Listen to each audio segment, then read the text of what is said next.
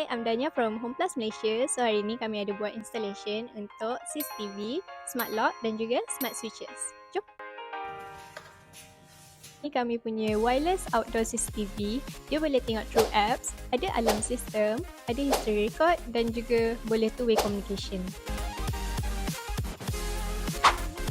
Ini adalah handle biasa. Kita cuma tukar je door lock biasa ni jadi smart lock. Kita buka dan tukarkan dia punya mortise. Dekat security door ni kita boleh tengoklah cara pemasangan dia.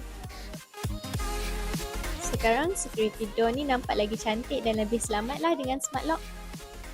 Ni kami punya D4H. Dia ada face recognition, ada kamera, boleh guna passcode, card dan juga fingerprint. So, kalau dulu kita pakai remote untuk buka gate, sekarang kita boleh pakai apps je tau.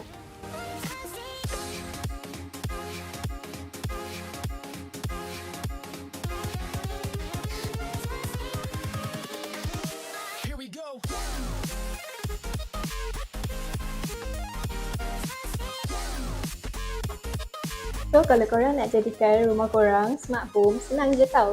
Ni, switch biasa. Kita tukarkan je kepada smart switches ni. Kat sini kita boleh tengoklah cara pemasangan yang dilakukan oleh installer kami yang profesional. Bila dah ada smart switches ni, kita boleh kontrol semuanya di hujung jari.